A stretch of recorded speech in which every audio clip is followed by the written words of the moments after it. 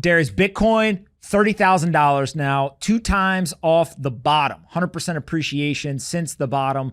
What exactly is going on? How are you evaluating what's going on with Bitcoin?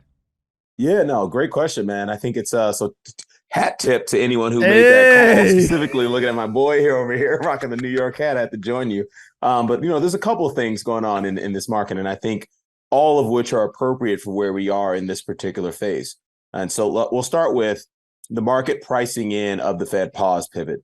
Historically speaking, when we go back and we sequence, we've done a big study on bear markets, through the lens of the S&P, whether it be through the lens of the inflation cycle, the growth cycle, but most importantly, the liquidity cycle.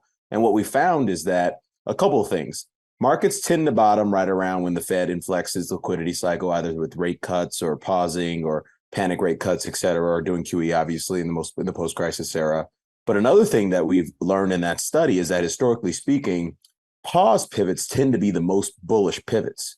And the reason I think that is the case, again, the data is speaking to me, is I believe the market, when the Fed pauses, looks forward and reflates soft landing expectations.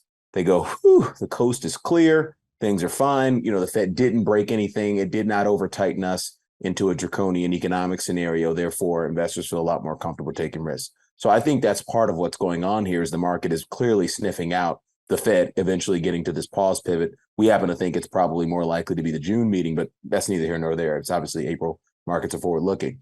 The second thing I think is happening in the cryptocurrency market, and this is broader markets in general, is the inflection in the Chinese both growth cycle and the Chinese liquidity cycle.